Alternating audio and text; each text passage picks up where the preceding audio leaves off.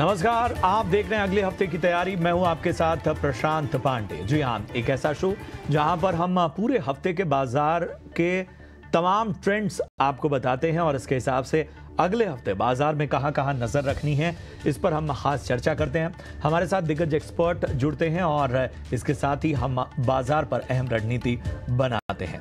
लेकिन सबसे पहले जरा आज के बाजार को टटोल लेते हैं। तो आज जो बाजार रहा है वो पूरी तरह से, अगर हम आज के बाजार को देखें तो हम यही कहेंगे कि जिन रिकॉर्ड स्तरों को बाजार ने छुआ, अब वहां से एक चर्निंग की जो उम्मीद है वो आपको नजर आएगी। निफ्टी देखिए 24,000 का जो अहम लेवल है वहां पर टिकने में कामयाब रहा।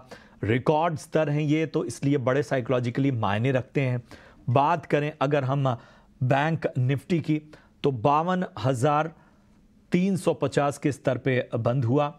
और इन सब के बीच में बैंक निफ्टी के अलावा सेंसेक्स को देखें तो 79,000। अब ये उम्मीद की जा रही है कि सेंसेक्स जो है वो 80,000 की दौड़ लगा सकता है। इन सब के बीच में आज के बाजार के हिसाब से अगर हम पूरे हफ्ते के बाजार को टटोलें, पूरे हफ्ते अगर मार्केट की चाल को देखें तो जरा ट्रेंड्स देखिए।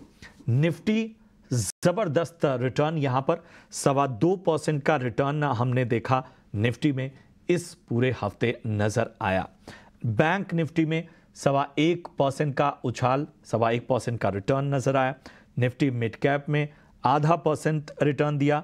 निफ्टी स्मॉल कैप ने भी लगभग 0.5% रिटर्न दिया। निफ्टी मिड कैप ने आज रिकॉर्ड स्तरों को भी छुआ। इसके अलावा इंडेक्स, एम इंडेक्स को अगर हम देखें तो निफ्टी मेटल देखिए, एक ऐसा सेगमेंट जो एक बहुत बेहतरीन ट्रेंड से गुजरा, लेकिन प्रॉफिट बुकिंग और करेक्शन का जो दौर आया उसमें इस हफ्ते निफ्टी मेटल पर साफ तौर पर दबाव हमने देखा। कुछ खबरों की वजह से भी नजर आया और इसलिए 0.25% की नेगेटिव रिटर्न यहां पर नजर आया। निफ्टी रियल्टी की बात करें तो रियल्टी स्टॉक्स भी कमोबेश उसी ट्रेंड्स में थे। हालांकि यहां जो प्रेशर था वो ज्यादा था, लगभग 2.5% से ज्यादा नेगेटिव रिटर्न निफ्टी रियल्टी ने दिया। Nifty energy, power sector, energy sector, ऊर्जा क्षेत्र जिसे हम कहते हैं, वहां पर जबरदस्त ट्रेंड्स नजर आए और 3.25% से के करीब से ज्यादा की जो है वो उछाल हमें देखने को मिला। निफ्टी आईटी ने लीडरशिप लेने की कोशिश की और आज भी हमने देखा कि कई अहम आईटी स्टॉक्स थे जिसमें शानदार रैली हमें नजर आई। परसिस्टेंट उनमें एक था। और निफ्टी आईटी के अगर पूरे हफ्ते के ट्रेंड्स को देखें तो 2.5% से ज्यादा का रिटर्न निफ्टी आईटी ने भी दिया। निफ्टी ऑटो थोड़ा सा फ्लैट रहा, हालांकि एक हफ्ते में कुछ दिन ऐसे रहे जहां पर निफ्टी ऑटो ने बेहतरीन ट्रेंड्स दिए। निफ्टी फार्मा 1% से ज्यादा का रिटर्न यहां पर नजर आया। इस तरह से तो बाजार को हमने देखा, तमाम इंडेक्स को भी हमने देखा। अब चूंकि अगले हफ्ते से बाजार जो है वो एक तरह का लक्ष्य करेगा, आई करेगा और अपने आप को साइकोलॉजिकली भी बजट वाले जोन में जाएगा। बहुत सारी चीज़ें, खबरें भी सामने आने लगेंगी। बजट को लेकर जो तमाम अलग अलग ऐलान हैं उनसे लेकर भी खबरें सामने आएंगी, तो उसका भी इम्पैक्ट हम बाजार में देखेंगे। लेकिन सवाल सबसे बड़ा यही है कि बाजार अब यहाँ से क्या किसी तरह की चर्निंग का शिकार होगा। और चूंकि रिकॉर्ड स्तरों पर बाजार पहुंचा है तो जाहिर सी बात है कि प्रॉफिट वसूली सामने आने वाली है। और ये प्रॉफिट बुकिंग हल्के करेक्शन से गुजरेगी या कुछ बड़े करेक्शन हमें नजर आ सकते हैं। किन किन सेक्टर पर नजर रखनी होगी, इन सभी बातों पर हम आज चर्चा करेंगे। मैं परिचय करा दूं, आज हमारे साथ दो बेहद खास मेहमान जुड़ रहे हैं। हमारे साथ जियोजीत फाइनेंशियल्स के गौरांग शाह जी हैं और इसके साथ ही, माफ कीजिएगा, गौरांग जी हमारे साथ इस वक्त फिलहाल नहीं है। कुणाल परार चॉइस इक्विटी ब्रोकिंग के हमारे साथ बने हुए हैं। कुणाल, मेरा सीधा सवाल यही है, जब इस तरह का बाजार होता है तो ये उम्मीद की जाती है कि बाजार एक चर्निंग से तो गुजरेगा, बाजार में हम एक प्रॉफिट बुकिंग भी देखेंगे, लेकिन वो प्रॉफिट बुकिंग किस तरह की होगी ये सबसे बड़ा सवाल है। क्या वो बाजार एक हल्के करेक्शन के दौर के बाद, चूंकि कुछ भी ऐसा नेगेटिव नहीं है, कुछ भी ऐसी बात नहीं है जो बाजार को थोड़ा डेंट पहुंचा सके, तो क्या वो थोड़े बहुत करेक्शन के बाद बाजार अब और लंबी छलांग के लिए आगे बढ़ेगा, या आपको लगता है कि थोड़ा लंबा चल सकता है चर्निंग का दौर?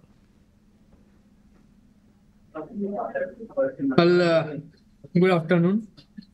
करेक्शन की बात करें तो फिलहाल ऐसा कोई करेक्शन अभी देखने को नहीं मिल रहा है।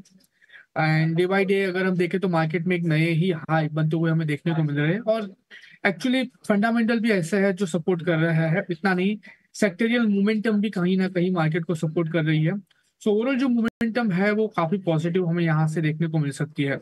अब आप देख सकते हो कि डे बाय डे कोई ना कोई ऐसा स्टॉक है लार्ज कैप से जो लीड ले रहा है और जिसके बलबूते पर मार्केट यहाँ पे इस लेवल पे आके खड़ा है और नया हाई बनाया है। सो फिलहाल करेक्शन के कोई चांसेस हमें यहाँ पे देखने को नहीं मिल रहा है। लेकिन हाँ, मैं यहाँ से इतना जरूर कहूंगा कि अगर कोई भी गिरावट आती है तो उस गिरावट पे खरीदारी करके चलने की ही रणनीति रखनी चाहिए, बाय ऑन डिक्लाइन की ही रणनीति रखनी चाहिए। नाउ आते हैं आने वाले दिनों में क्या करना चाहिए। तो बट ऑब्वियसली जिस हिसाब से गवर्नमेंट प्रोएक्टिव होकर काम कर रही है, जुलाई में बजट भी है, कहीं ना कहीं एक अच्छे एक्सपेक्टेशन जुलाई के बजट से, पर्टिकुलरली फॉरेन इन्वेस्टर जो है उनका भी एक्सपेक्टेशन है कहीं ना कहीं बजट के दौरान वो वापस इंडिया में भी आ सकते हैं बड़े पैमाने पे। तो उनके बेस पे एक अच्छी खासी मोमेंटम हमें मार्केट में आने वाले दिनों में देखने को मिल सकती है। जो 24,000 के लेवल पे आज निफ्टी क्लोज हुई है, लाइकली चांसेस है कि ये निफ्टी 24,800 24,900 तक के भी लेवल हमें दिखा सकती है। तो व्यू ओवरऑल जो है वो पॉजिटिव साइड का ही है। ये ऑप्टिमिज्म बड़ा अच्छा लगा कुणाल आपका, कि चूंकि बाजार इस तरह के लाइफ टाइम हाई पर और तमाम चीज़ें जब उच्चतम स्तर देखता है तो जाहिर सी बात है एक सतर्कता हो जाती है, लेकिन अभी भी एक ऑप्टिमिस्टिक नज़रिया आपका साफ तौर पर नज़र आ रहा है और ये ऑप्टिमिस्टिक नज़रिया बाजार को वाकई फिलहाल सपोर्ट कर रहा है। किसी तरह की चिंता की बात फिलहाल बाजार में नज़र नहीं आ रही, जिसका मैंने जिक्र भी किया। और यही वजह है कि हमने ये भी देखा कि बहुत से ऐसे सेक्टर्स जो शायद लीडरशिप लेने की कोशिश कर रहे थे, कुछ ने लीडरशिप ली भी, और ख़ासतौर पे आईटी पॉकेट्स को हमने देखा। एक लंबे समय से हम यही देख रहे थे कि आईटी पॉकेट्स में 3 दिन 4 दिन चलते थे, फिर वो बैक सीट ले लेते थे, लेकिन आईटी पॉकेट्स ने दमखम अपना दिखाया, अपनी तमाम जो कहते हैं ना कि पूरी तेज़ी, आज तो ख़ास तौर पे परसिस्टेंट का शेयर भी हमने देखा इन सब के बीच में। और आज एक और शिफ्ट नज़र आया और वो शिफ्ट था कि जो प्राइवेट बैंकों में तेज़ी हमने देखी थी वो आज फिर से शिफ्ट हो गई पीएसयू बैंक्स में। और यही वजह है कि एक बार फिर सरकारी शेयर हों, सरकारी बैंकों के शेयर हों, पीएनबी देखिए एक हॉट प्रॉपर्टी लगातार बना हुआ है। इन सब के बीच में अब बात करते हैं कि आखिर ये जो बाजार का ऑप्टिमिज्म है, और मुझे याद है कि गौरांग जी से जब चर्चा हो रही थी तो उन्होंने इस बात का कुछ वक्त पहले बार बार जिक्र किया था कि बाजार को हमें थोड़ा और ज्यादा उम्मीद से देखना होगा। हम क्यों अंडर एस्टिमेट कर रहे हैं भारतीय बाजारों को, वो उन्हें अच्छा नहीं लगता। गौरांग सर, आप तक आवाज पहुंच रही है क्या मेरी? जी हाँ प्रशांत भाई, आपकी आवाज, आपकी वाणी भी हम तक पहुंच रही है और बहुत ही स्पष्ट पहुंच रही है। जी जी सर, कुछ दिन पहले ही जब हम बाजार में थोड़ा क्रिटिकल हो रहे थे तब आपने बहुत डंके की चोट पे सीधे यही कहा था कि हम क्यों नहीं अपनी भूख बढ़ा रहे हैं, हम क्यों नहीं, हम अपने अपने बाजारों को क्यों हम अंडर एस्टिमेट कर रहे हैं, हम क्यों उनकी क्षमता का कम मूल्यांकन कर रहे हैं। और आज मुझे वो बात इसलिए भी याद आ रही है क्योंकि वाकई अभी अभी के बाजार में वो कहते हैं ना कि और ज़्यादा और बेहतर लेवल और ऊंचाई देखने की जो क्षमता है वो इन्वेस्टर की बढ़ती हुई नजर आ रही है। आपकी टिप्पणी? सबसे पहले तो इतिना स्वदेश के दर्शकों को सादर प्रणाम और शुभ दिन हमारे तरफ से। आपको, कुणाल भाई को भी सादर प्रणाम और शुभ दिन हमारे तरफ से। तो मैं आज भी प्रशांत यही कहूंगा कि हमें हमारी जो क्षमता है उसका जो प्रमाण पत्र है वो गोरो या विदेशी संस्थागत निवेशकों के ऊपर आधारित नहीं रखना चाहिए। हमने बहुत क्षमता है, हमने बुद्धिमत्ता है, हमारे में मैच्योरिटी है, और हमने अपने आप को बुरे से बुरे, खराब से खराब परिस्थिति में संभाल करके हम फिर से ऊपर की तरफ उभरे हैं। और ये सिर्फ अभी के लिए नहीं, मैं आने वाले कई सालों के लिए मैं अनुमान लगा करके चल रहा हूँ प्रशांत भाई। और मैं उम्मीद करता हूं कि मेरी वाणी और हमारे वक्तव्य को सुन करके लोगों की जो सोच और समझ है उसमें सकारात्मक परिवर्तन आए, जिससे जो बुनियाद है वो और भी मजबूत हो हमारे देश की, हमारे विकास दर की, हमारे शेयर बाजार की। देखिए, मैं एक छोटा सा उदाहरण आपके सामने रखता हूं प्रशांत जी, मैं ज्यादा इतिहास में नहीं जाऊंगा, आपको ना ही लेके जाऊंगा। 4 जून 2024 जिस दिन पर चुनावी नतीजे आए थे, उस दिन निफ्टी ने एक निचला स्तर बनाया था 21,900 के नीचे का। आज है 28 जून, करीबन 18 दिन हो गए हैं और हमने 24,100 के पार के स्तर देख लिए। तो अब इससे बड़ा उदाहरण आपको क्या चाहिए कि हम में कितनी क्षमता है। और ये पूरे समय में, अगर मैं गलत हूं तो आप मुझे सही कीजिएगा, विदेशी संस्थागत निवेशक बड़े तौर पर बिकवाली कर रहे थे और चुनाव के पहले भी कर रहे थे, और चुनाव के नतीजे के दिन के पहले एफएनओ में तो बहुत बड़ी शॉर्ट पोजीशन खड़ी कर दी थी। अब कहां गई उनकी बुद्धिमत्ता? तो मैं यही कहता हूं कि हमें किसी के प्रमाण पत्र की जरूरत नहीं है। हमारी सोच, विचारधारा, बुद्धिमत्ता अपने आप में सक्षम है और हम यहां से और भी ऊपर की तरफ उभरने की काबिलियत लगते हैं। अहम बात आपने कही है, और मुझे याद है कि इस तरह की भी चर्चाएं और कई जगह मैं तमाम विश्लेषण देख रहा था कि लोग एफआईआईज का जो ये शिफ्ट था उसे ये मान चुके थे कि चूंकि बीच में ये नैरेटिव बहुत बड़े स्तर पर स्टैब्लिश हुआ था और पुख्ता भी हुआ था कि जो डोमेस्टिक इन्वेस्टर्स हैं उन्होंने भारतीय बाजारों को इस कदर संभाल रखा है कि शायद एफआईआईज की जो शिफ्टिंग है वो बहुत ज्यादा भारतीय मार्केट को प्रभावित नहीं करेगी। उसके कुछ प्रमाण भी हमने पिछले दिनों देखे थे, लेकिन ये इलेक्शन से पहले वाले में इस नैरेटिव को बदलने की कोशिश हुई, लेकिन बाजार ने फिर बता दिया कि ये नैरेटिव बदलने वाला नहीं है। जो डोमेस्टिक इन्वेस्टर है वो भारतीय बाजारों के लिए एक रीढ़ की हड्डी अब बन चुका है। अब उसे बाहरी फैक्टर्स, जब तक कुछ बहुत बड़ा कोई जंग या किसी सप्लाई चेन पे संकट या कोई बहुत बड़ा उथल पुथल नहीं ग्लोबल स्तर पे होगी, तब तक शायद भारतीय बाजारों को में बहुत ज़्यादा चिंतित होने की आवश्यकता नहीं है। गौरांग सर, बहुत बहुत शुक्रिया। मैं जानता हूँ आप का समय बहुत सीमित था, लेकिन आपने हमें समय दिया, और आपके लिए भी पूरा हफ्ता अच्छा हो और आने वाले वक्त में फिर हम इस तरह की चर्चाएं और करेंगे। बहुत बहुत शुक्रिया हमसे जुड़ने के लिए और हमें समय देने के लिए। मैं कुणाल, अब आपके पास आना चाहता हूं। मैंने अपनी चर्चा के शुरुआत में आईटी पॉकेट्स का जिक्र किया, इसलिए जिक्र कर रहा हूं क्योंकि एक लंबे समय से, मैं कम से कम 6 महीने या उससे ज़्यादा ही मैं कहूँगा, मैं देख रहा हूँ कि आईटी पॉकेट्स ऐसे थे कि साहब 2 दिन 3 दिन चले फिर आ गए वहीं, और उसके बाद कोई ऐसा संकेत नहीं। हम ये देख रहे थे कि तमाम एक्सपर्ट भी आईटी स्टॉक्स में बहुत संभल कर रणनीति बता रहे थे। अब एक बार फिर से लीडरशिप लेने की कोशिश हुई है, कैसे देखा जाए इसे? क्योंकि अगर हम इस हफ्ते आईटी पॉकेट्स को देखें तो 2.5% से ज़्यादा का रिटर्न निफ्टी आईटी ने दिया है। आज भी हमने देखा कि बहुत अच्छे जो हमारे मजबूत शेयर्स हैं, खासतौर पर असिस्टेंट, कोफोर्ज, इन सभी ने बेहतर ट्रेंड्स दिखाए। कैसा नजरिया अब बन रहा है? क्या कोई बदलाव आ रहा है आईटी पॉकेट्स को लेके? वेल, डेफिनेटली मैं भी कई दिनों से अगर प्रशांत बात करूं तो आईटी काउंटर्स पे मेरा फुल्ली फोकस था, और जितनी भी बार मैं शो पे आया हूं यहाँ पे और जितनी बार मुझे आईटी के बारे में पूछा गया है, मेरा नजरिया हमेशा पहले से ही पॉजिटिव साइड का था। क्योंकि अगर आप पर्टिकुलर आईटी काउंटर्स की साइक्लिकल मोमेंटम को देखो तो कहीं ना कहीं 2023 में ऐसा लग रहा था कि वो बॉटम आउट हो चुका है। नाउ 2024 में आईटी काउंटर्स नए हाई बना सकते हैं और नया हाई दिखा भी सकते हैं। इतना ही नहीं, कुछ कुछ काउंटर्स ने नए हाई बता भी दिए हैं। बस थोड़े से लैगिंग काउंटर्स है, उसमें हम इन्फोसिस का नाम लेके चल सकते हैं। लेकिन मेरा पहले से व्यू पर्टिकुलर काउंटर्स पे देखने जाए तो पॉजिटिव साइड का ही था। मैंने कहा था कि नो डाउट आज काउंटर्स में आपको मोमेंटम नहीं दिख रही है, मतलब इसका ये नहीं है कि ये काउंटर्स आगे परफॉर्म नहीं कर सकते। मैं यहाँ तक कह सकता हूँ कि 2019 में अगर कोई सेक्टर है जो मार्केट को आउट परफॉर्म करेगा, जो आपको एक पॉजिटिव अल्फा देगा, वो होगा आईटी काउंटर्स। और इसका जीता जागता उदाहरण अगर मैं दूं तो नेस्डेक आप देख लीजिए, ऑल टाइम हाई पे आ चुका है। दो जस्ट गौरांग सर ने कहा है कि हमें खुद पे भरोसा रखना चाहिए, बाहर वालों के भरोसे क्यों बैठे। तो मैं सिर्फ और सिर्फ अपने आईटी काउंटर्स की ही बात करूंगा। सो मुझे ये लग रहा है कि 2024 मार्केट में पर्टिकुलरली आईटी को ही बिलोंग होगा, और आईटी के बेस पे ही निफ्टी हमें यहाँ से एक नया हाई बनाते हुए देखने को मिल सकता है।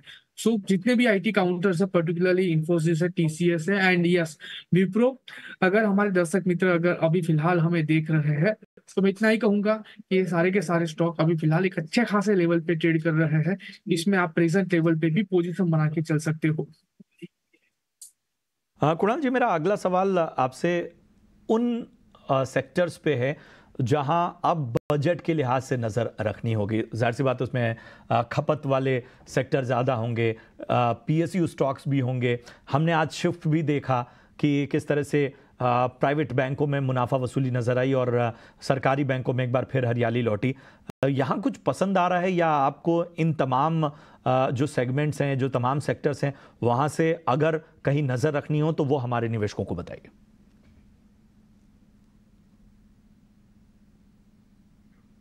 वेल डेफिनेटली साइक्लिकल मोमेंटम हमें देखने को मिली है। एक टाइम था कि जहाँ पे पीएसयू ने अच्छा खासा दमदार मोमेंटम दिखाया, उसके बाद प्राइवेट बैंक ने अच्छा खासा दमदार मोमेंटम दिखाया। अभी कहीं ना कहीं वापस पीएसयू बैंक उस लेवल पे आके खड़े हैं।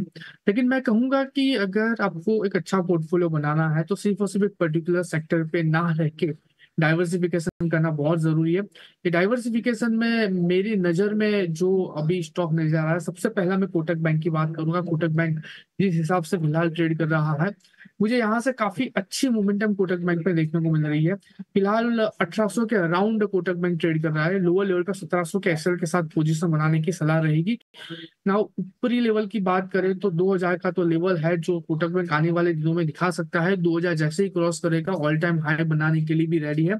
तो पहला जो स्टॉक है कोटक बैंक है ना। बात करते हैं पीएसयू में से, तो ऐसे कुछ स्टॉक है जहां पे मुझे लग रहा है कि अच्छी खासी मोमेंटम हमें आने वाले दिनों में देखने को मिल सकती है। और उसमें एक स्टॉक है पीएनबी का। आज एक अच्छी खासी मोमेंटम पीएनबी में हमें देखने को मिली है। यहाँ से और भी अच्छी खासी मोमेंटम ये स्टॉक हमें दिखा सकता है। खरीदारी करके चलने की सलाह है। ऊपरी लेवल की बात करें तो 145 और 145 जैसे ही क्रॉस होता है, 165 तक के भी लेवल ये स्टॉक दिखाने के लिए रेडी है। तो मैं कहूंगा कि मिक्स ऑफ पोर्टफोलियो डाइवर्सिफाई करिए, कोटक बैंक पीएनबी दोनों में पोजीशन बना के आप चलिए। तो ये खास रणनीति स्पेशली यहाँ पर नजर आती हुई। कुणाल जी, जरा मेटल पे भी राय ले लेते हैं। इस हफ्ते नेगेटिव एक तरह से ट्रेंड्स नजर आए हैं पूरे हफ्ते। वो मेटल काउंटर जो हाल फिलहाल शायद उनकी रैली देखने ही लायक थी, और उनकी रैली एक तरह से पूरे बाजार में बहुत ज़्यादा डोमिनेट भी कर रही थी। निफ्टी मेटल ये और मेटल काउंटर्स पर क्या नज़रिया बन रहा है आने वाले वक्त में? वेल एक अच्छी खासी मोमेंटम हमें मेटल काउंटर्स में देखने को मिली है। अगर आप ओवरऑल मेटा सेक्टर की बात करो तो कहीं ना कहीं BEDL, Jindal steel, JSW, Tata steel काफी अच्छे स्टॉक ने काफी अच्छे लेवल पे परफॉर्म किया है। लेकिन इस लेवल पे मैं थोड़ा सा वेटिंग वॉच करूंगा, क्योंकि पिछले कई दिनों की जो मोमेंटम है वो मोमेंटम फिलहाल समझ में नहीं आ रही है। कुछ कुछ स्टॉक ऐसे हैं जो रेंज बाउंड मोमेंटम में चले गए हैं, और जब तक वो रेंज बाउंड मोमेंटम से ब्रेकआउट नहीं मिलेगा तब तक हम क्लियर डायरेक्शन अभी फिलहाल यहाँ पे नहीं बता सकते। लेकिन एक दो स्टॉक ऐसे हैं जहां पे मुझे लग रहा है कि खरीदारी करके चलना है तो चल सकते हैं। स्टॉक स्पेसिफिक बात करें तो स्टील अथॉरिटी ऑफ इंडिया है, जो आज के दिन में एक अच्छी खासी मोमेंटम हमने दिखाई है। प्लस 100 MA के पास का सपोर्ट लिया हुआ है। कल के दिन में हैमर कैंडलस्टिक्स फॉर्मेशन भी बनाई है। तो मेरा मानना है कि 151 के अराउंड है, खरीदारी करके चलने की सलाह है। 151 के पास लोअर लेवल पे जो एसएल होगा वो 137 का होगा। टारगेट की बात कर लेते हैं तो अच्छे खासे टारगेट हमें ऊपर की ओर देखने को मिल सकते हैं। पहला टारगेट 162 का है, और जैसे ही 162 क्रॉस होता है 180 तक के भी लेवल ये स्टॉक हमें दिखाने के लिए रेडी है। यानी कि 18 से 19% की भी मोमेंटम हमें स्टॉक में मिल सकती है। तो खरीदारी करके चलने की सलाह है विद एसएल ऑफ 137। चलिए फटाफट से राय दे दीजिए, टेलीकॉम सेक्टर पे टैरिफ हाइक हुआ है, हमने देखा कि उसका इम्पैक्ट भी तमाम स्टॉक्स पे, यहाँ कहीं मौका बन सकता है क्या? मौका तो नहीं बन सकता, क्योंकि एक अच्छी खासी मोमेंटम हमें देखने को मिल गई है। जीता जागता सबूत है रिलायंस, जो बहुत दिनों से साइडवेज था, लेकिन जैसे ये टैरिफ वाले न्यूज आए काफी अच्छी मोमेंटम स्टॉक में हमें देखने को मिल चुकी है। आइडिया देख लीजिए, भारतीय एयरटेल देख लीजिए, लगातार अच्छी खासी मोमेंटम में है, बट अभी नई पोजीशन बनाने की सलाह बिल्कुल नहीं है इस स्टॉक में। स्टॉक दूर रहिए, मौका आगे हो सकता है बने। चलिए अब शो के अंत में आ चुके हैं, वीआईपी सेगमेंट की है बारी।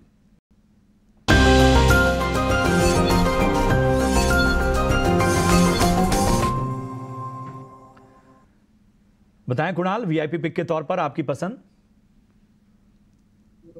दो स्टॉक है, दोनों ही बहुत बेहतरीन स्टॉक है। सबसे पहला इफ्का लैब है, 1129 के अराउंड स्टॉक ट्रेड कर रहा है, 1070 के अराउंड ऐसे लगा कि खरीदारी करके चलनी है। 1175 का पहला टारगेट है, दूसरा टारगेट 1250 का है, और दूसरा जो कॉल है वो है आईजीएल है, 490 के एसएल के साथ खरीदारी करके चलने की सलाह है। 516 का पहला टारगेट, वो जैसे ही ब्रेक करेगा 534 का दूसरा टारगेट भी हमें यहाँ पे देखने को मिल सकता है। बहुत शुक्रिया करेंगे आपका कुणाल इस खास विश्लेषण के लिए और वीआईपी पिक के तौर पर राय देने के लिए, तमाम सेक्टर में कहां कहां नजर रखनी है ये बताने के लिए और बाजार पर अहम रणनीति के लिए। बहुत बहुत धन्यवाद हमें समय देने के लिए। और जाने से पहले कुणाल, मैं चाहूंगा आप अपना डिस्क्लोजर जरूर शामिल करें। जितने भी स्टॉक की बात की है उसमें एक रिलायंस स्टॉक है जहाँ पे लॉन्ग टर्म पर्सपेक्टिव के हिसाब से पोजीशन बना के रखिए। बाकी कोई भी पोजीशन कोई भी स्टॉक में नहीं है, क्लाइंट वाइज पोजीशन ये स्टॉक में हो सकती है। और हमारे दर्शक मित्र से इसमें ही सलाह है कि अपने मार्केट पे कॉन्फिडेंस रखिए, अगर गिरावट आती है तो खरीदारी करके चलने की सलाह रहेगी। बहुत बहुत शुक्रिया कुणाल आपका एक बार फिर से। तो इसी के साथ अगले हफ्ते की तैयारी, इस खास चर्चा में इतना ही। दीजिए इजाजत, लेकिन आप देखते रहिए ET Now स्वदेश। नमस्कार।